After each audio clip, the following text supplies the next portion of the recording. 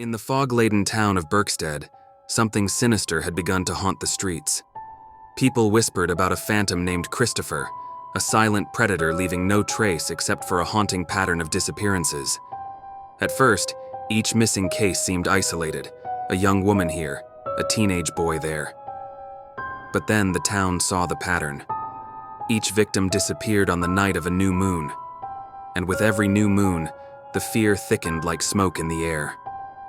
Detective Evan Blake was the only person willing to pursue the shadows surrounding these disappearances. A seasoned investigator with a chilling past, he knew what it felt like to be hunted. Years before, a brush with death had left him with scars, both physical and psychological.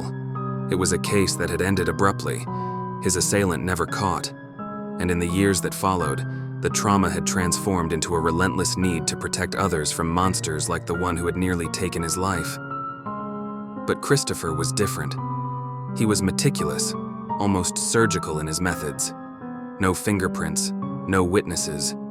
Just a small, intricately folded paper swan left at the last known location of each victim. The swans were more than a signature. They were symbols of Christopher's chilling patience, a disturbing calmness that only intensified Evan's urgency to catch him. The town grew more fearful with each passing day. The name Christopher was whispered like a curse, and parents locked their doors with the setting sun. Meanwhile, Evan's investigation took him to the edges of Berkstead, to a dilapidated mansion known as the Blackwood Estate. Once grand, now abandoned, the estate was known among locals for its eerie history of tragedy. A family wiped out in the early 1800s under mysterious circumstances. Rumors claimed that the mansion's last inhabitant, a disturbed artist, had been known for obsessively painting twisted, haunting portraits of the dead. Inside the mansion, Evan discovered a hidden room. The dust-covered walls were lined with photographs of missing people, each with a dark red X slashed across their faces. At the center of the room lay a worn-out journal, its pages filled with obsessive notes about each victim, their routines, their fears, their loved ones. And then he found a new photo. A young girl, Sarah, whom Evan had seen at a local cafe just that morning. With a heavy heart, Evan realized Christopher had already selected his next victim. Evan's mind raced as he pieced together the eerie links between the missing townspeople, the haunting swans, and the abandoned mansion. His theory was chilling. Each missing person seemed to have a connection to the mansion, no matter how distant. And the more he investigated, the clearer it became that Christopher's motives went beyond simple killings. He was collecting something, stories perhaps, or memories that tied back to the mansion and its dark history. The investigation turned personal when Evan received a letter at his home.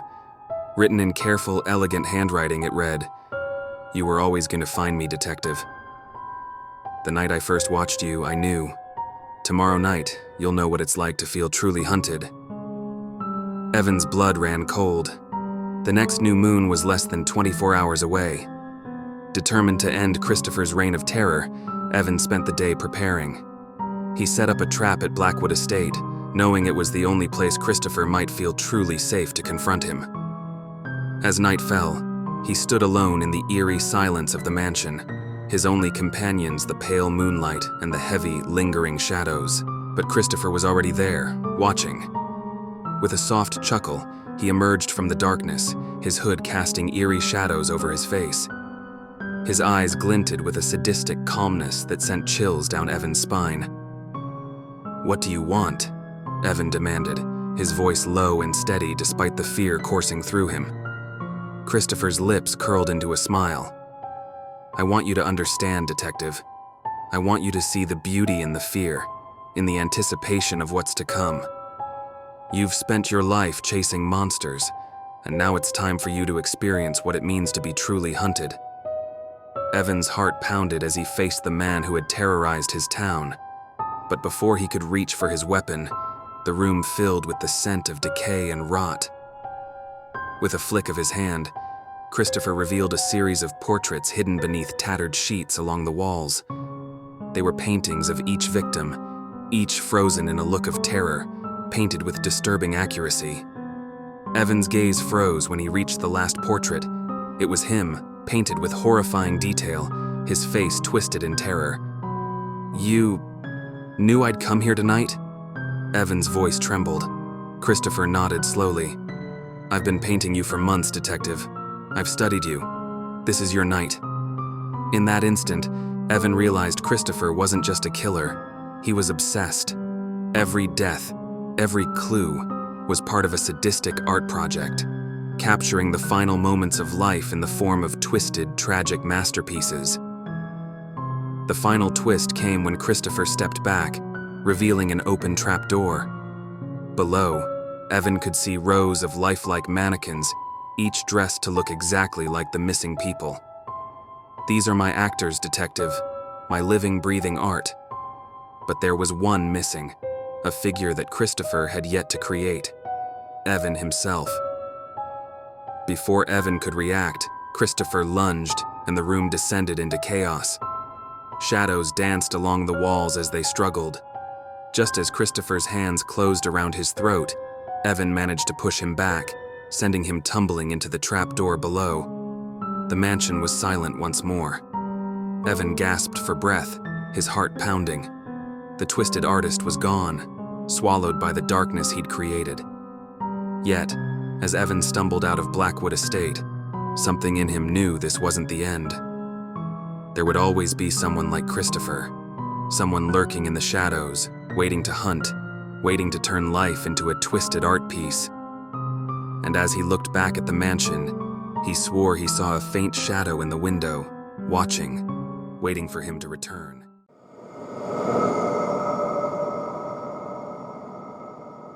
In the small town of Maplewood, life was quiet, surrounded by endless forests and narrow, winding roads. But over the last few months, something sinister had disturbed the peace. 3 people had vanished without a trace. They were seemingly unrelated: a school teacher, a delivery driver, and a young mother. But they shared one thing in common. All were last seen near the outskirts of town, close to the dense Maplewood forest. Detective Sarah Brooks was assigned to the case, hoping to bring some answers to a town losing its sense of security. Known for her intuition and keen eye, she delved into each case, finding only whispers of the same strange detail from neighbors and friends. Just before each disappearance, they had noticed the faint sound of humming around the missing person's home, an eerie, lilting tune that stuck in their minds but offered no clues. Thespian clues. As she interviewed friends and family, Sarah began piecing together a pattern. Each victim had received strange gifts in the days leading up to their vanishing. A small bouquet of withering flowers on the doorstep, a child's drawing of a forest, or a single muddy boot left by their car. They were subtle but unsettling, and no one had thought much of it at the time. A deep dive into the police records revealed that similar disappearances had occurred in nearby towns over the last decade. But each time, the disappearances stopped as quickly as they had begun, leaving law enforcement baffled. It wasn't until Sarah spoke to a retired detective from a neighboring town that she heard about a legend, a man known as the Woodsman. He was rumored to stalk his victims for days, leaving behind tokens and mementos that no one understood until it was too late. With little else to go on, Sarah searched through missing person reports for patterns in gifts or odd sounds, and she uncovered an old case file from 20 years ago. The lead suspect had been a man named Mason Holloway, a quiet, unassuming woodsman with a passion for taxidermy. He had been a suspect due to his eerie behavior and fixation on town residents, though there had never been enough evidence to convict him. But Mason Holloway was dead, or so everyone thought. His cabin in the forest had burned down in a freak accident, and it was assumed he had perished in the flames.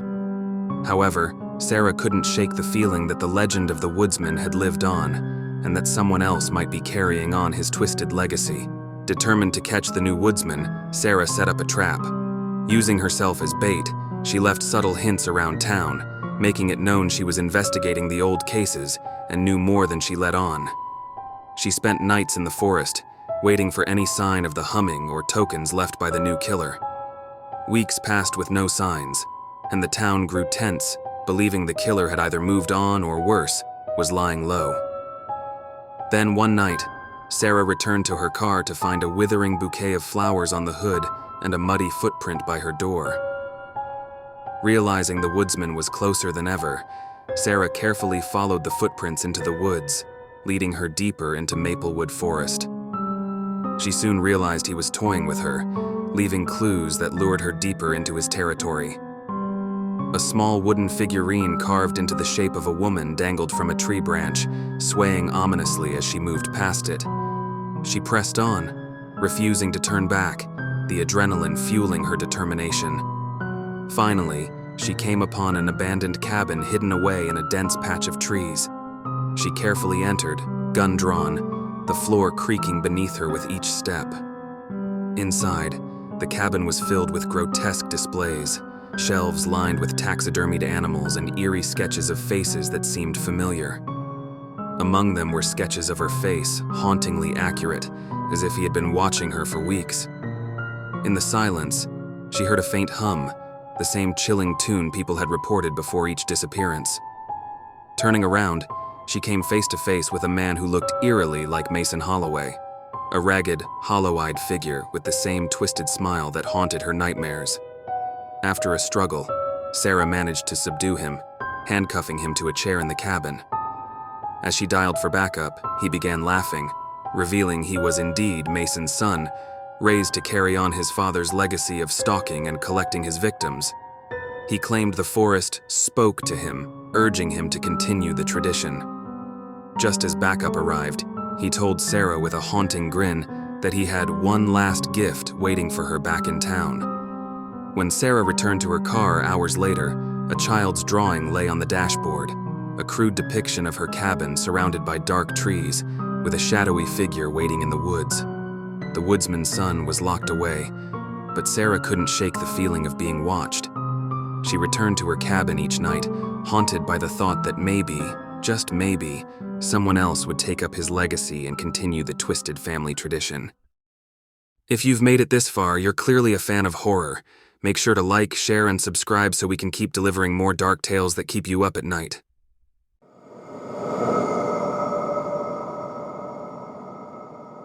The small interrogation room at Maple County Police Station was cold and unwelcoming. Officer Jared Lawson watched the man handcuffed to the table, a scruffy, thin figure with lifeless eyes that betrayed no emotion. He was the infamous chessboard killer, a psycho who had left behind a series of gruesome murders in his wake, each one positioned as if playing pieces in a sinister game. His capture had brought relief to the whole county, but as Jared observed him now, he sensed that this was far from the end of the killer's twisted game. The killer, whose real name was Simon Dade, remained silent, his gaze fixed on the mirror. He looked as if he were waiting for something, an opponent's next move. The interrogation begins. "Simon," Jared began, keeping his voice steady. "We both know what you've done. 7 murders, each staged in grotesque positions. We have enough evidence to keep you in prison for life, but I want to know why." Simon's eyes flicked toward Jared, a slow, creepy grin spreading across his face. "Why?"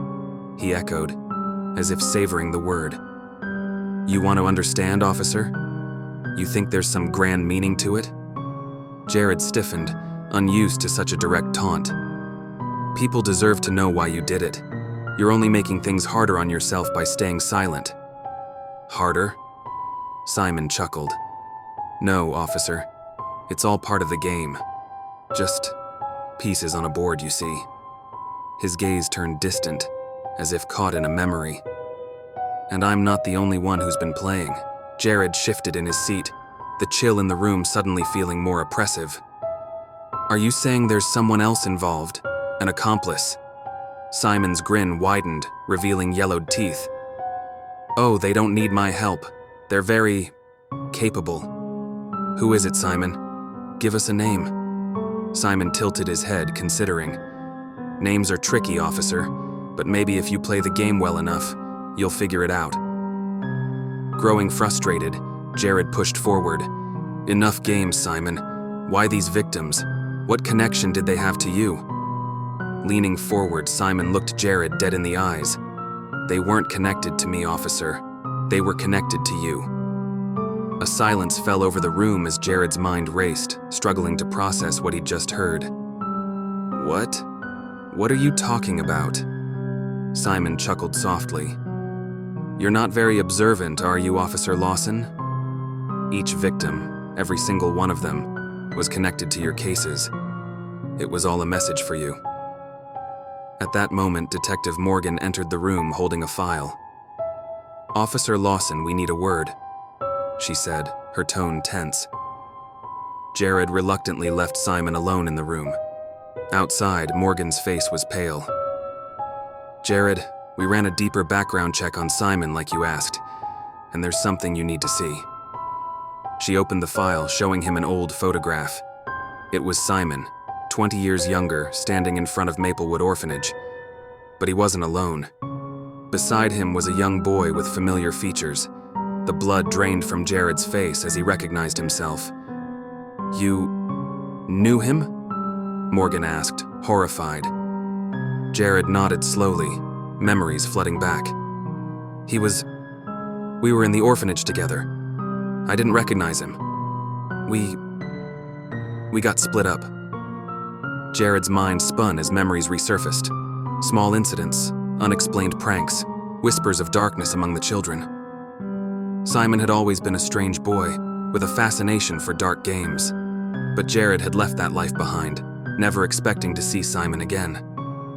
Shaken, Jared returned to the interrogation room, trying to steady himself. Simon was sitting back, that same unsettling grin stretched across his face. "Ah, back so soon, brother?" Simon taunted. "Did you figure it out?" "What are you talking about?" Jared asked, fighting to keep his voice steady. "Oh, don't play dumb now, Jared. I'm not the monster here. We are.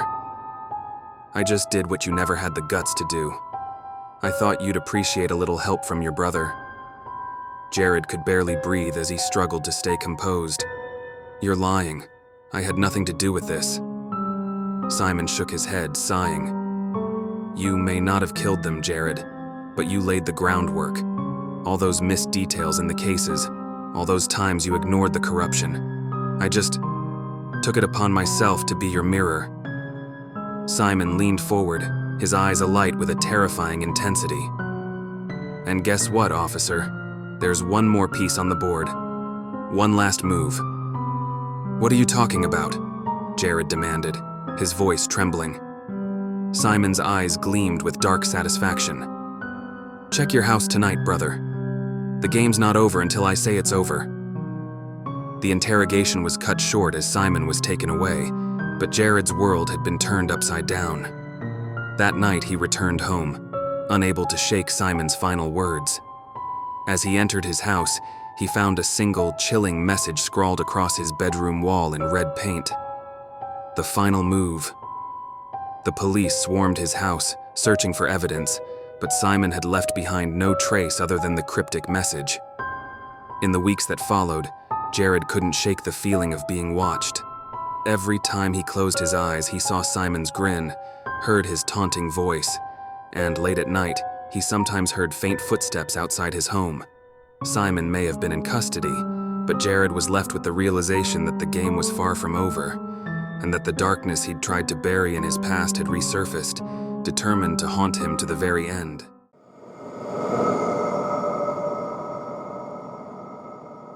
It was a quiet town, one where people hardly locked their doors at night. They didn't need to, not until he came.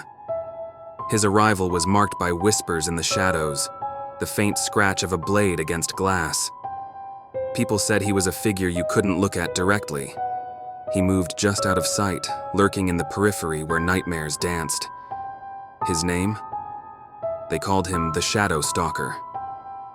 Our story begins on a chilling autumn night in 1978 when Emma Hayes, a 23-year-old college student, and her boyfriend, Aaron, decided to camp near the edge of Blackwood Forest. Aaron had planned it as a surprise anniversary getaway, a small break from the humdrum of everyday life. But unknown to them, they weren't alone. Emma and Aaron had set up their campfire, the crackling flames providing some warmth against the biting cold. As they laughed and shared stories, neither of them noticed the shadows moving just beyond the flickering light. The forest was silent, oppressively so, and as the wind picked up, there was a whisper, a strange hissing sound that seemed to come from nowhere and everywhere. Emma glanced around, her eyes searching the darkness. "Did you hear that?" she asked, voice trembling just slightly. Aaron laughed it off. "It's just the wind, babe. Relax." Emma tried to shrug it off, but the unease was already gnawing at her. She didn't know it then, but she had sensed him, the presence of something twisted, something that thrived on fear. As midnight settled, the forest seemed to breathe with life, each gust of wind carrying strange whispers that circled the campsite. Emma tried to laugh it off, but something about the stillness between the trees felt wrong. Aaron poked at the fire, adding more branches to keep the flames alive, but Emma's gaze was fixed beyond the light. "Aaron, I think we should go back," she whispered, her voice low. Aaron raised an eyebrow, his playful grin faltering. "Emma, come on. It's just us out here. Who's gonna bother us?" But Emma couldn't shake the sense of being watched. She'd noticed strange things in the past few days, her textbooks disappearing, her notes scribbled over with strange markings. She'd assumed it was a prank by her younger brother, but now, out here in the cold, she wasn't so sure. Just then, a twig snapped, a sound too loud, too close. Emma and Aaron both looked up, their eyes meeting in mutual fear. They stood, scanning the darkness beyond the campfire, and that's when they saw it. A shadowy figure, unmoving, just at the edge of their sight. The figure was tall, with broad shoulders, and seemed to blend into the darkness as though it were part of it. But then, as the fire crackled, a glint of something metal caught Emma's eye. A knife. "Aaron, we need to go. Now." Emma's voice trembled, but before they could move, the figure took a slow, calculated step forward. His face was shrouded in darkness, but Emma could see his eyes, cold, lifeless, and focused directly on her. She froze, her heartbeat thundering in her ears. In a flash, Aaron grabbed her hand, and they bolted, leaving the campsite behind.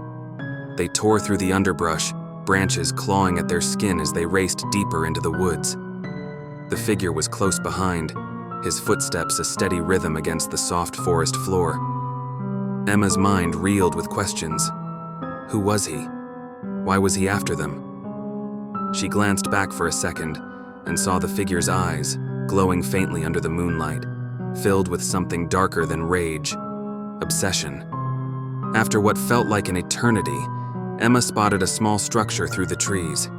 It was an old cabin, its windows shattered and door barely hanging on its hinges. Desperate for a hiding place, they ran inside, slamming the door shut behind them. Aaron held his finger to his lips, and they both pressed their ears to the door, listening for any sign of their pursuer. But there was only silence. The crackling of their campfire had long faded, leaving them in a darkness so thick it seemed to seep into their bones. Emma's breathing was shallow as she whispered, "What is he? Why would he?" But Aaron shook his head. "I don't know, but we're not safe here. We need to find a way back to the main road." They slowly moved through the cabin, the wooden floorboards creaking under their weight. Dust covered every surface, and a thick layer of grime coated the windows. Emma's eyes adjusted to the darkness, and she noticed strange symbols carved into the walls. Symbols she didn't recognize but felt inexplicably drawn to. She touched one, feeling a chill run down her spine. Then she heard it, a faint scratching sound coming from just outside. They both froze, their eyes darting to the door. With trembling hands, Aaron lifted a broken chair, gripping it like a weapon. Emma searched the room, finding only an old, rusted poker. The scratching grew louder, more insistent, as if the shadowy figure was toying with them, savoring their fear. And then, silence. Emma's heart pounded in her chest as she dared to peek through the cracked window. She saw nothing, just trees, shifting shadows, and the glint of moonlight. She let out a sigh of relief, but it was short-lived. The cabin's door creaked open, as if pushed by an unseen hand, and a cold breeze filled the room, carrying with it the smell of decay. They backed up, pressing themselves against the far wall as the figure slowly entered. He moved with a deliberate grace, his footsteps echoing in the empty cabin. And then he spoke, his voice low and haunting. "Why run? You can't hide from me." The figure's voice echoed through the cabin, filling the space with a chill that seemed to sink into Emma's bones. His voice was low, almost a whisper, yet it carried the weight of something ancient and sinister. Aaron tightened his grip on the chair leg, his knuckles white with fear. "Why run?" the figure repeated, stepping further into the cabin. "You came to me. Don't you want to know who I am?" Emma tried to steady her breathing, but the air felt too thick, too oppressive. She dared to meet his eyes and found something she hadn't expected, a glimmer of recognition. She didn't know this man, and yet, something about him felt hauntingly familiar. Emma's mind raced, fragments of memories flooding her thoughts. She remembered old family stories, whispered late at night around the fireplace. Tales of a dark presence, an ancestor who had been accused of unspeakable crimes and vanished into the forest centuries ago.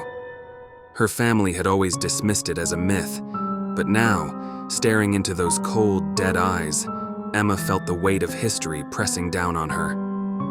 "Who are you?" she managed to choke out. The man's lips twisted into a smile, but it was hollow, devoid of warmth.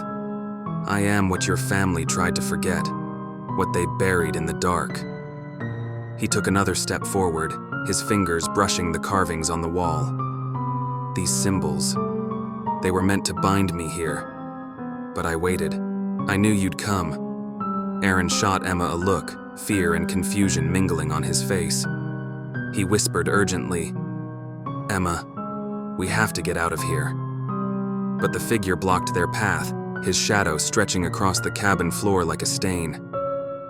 "You can't leave, not until the debt is paid."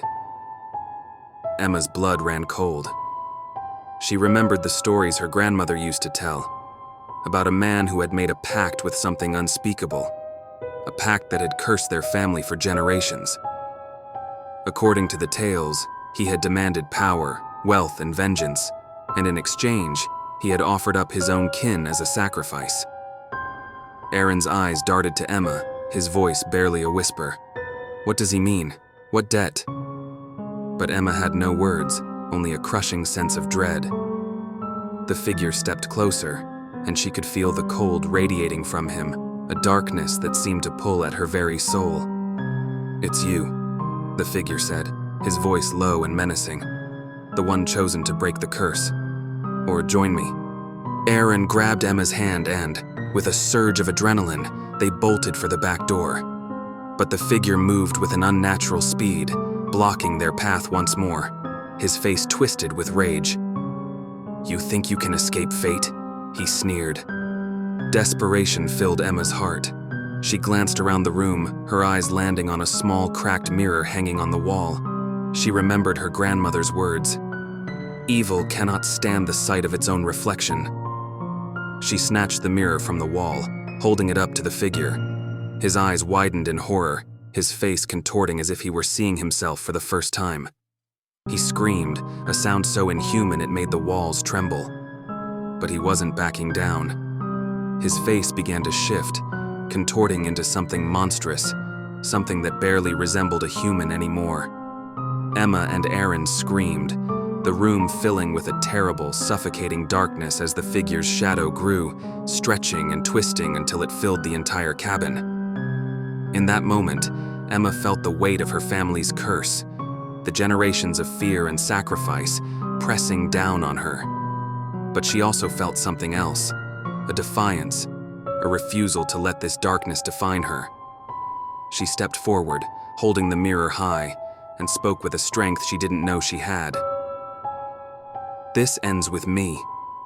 The figure shrieked, his form beginning to dissolve, unraveling into wisps of shadow. The air grew thick with the scent of decay, and the walls seemed to pulse with dark energy as the spirit was torn apart, bound back to the symbols he had once escaped. And then, silence. When Emma and Aaron stumbled out of the cabin, dawn was breaking, casting a pale light over the forest. They were exhausted, shaken, but alive. Yet, as they walked away, Emma couldn't shake the feeling that something had followed them. A shadow that would haunt her, lurking just out of sight, a reminder of the darkness her family had tried so hard to forget. And as they left, a whisper echoed through the trees, a final warning. "This isn't over."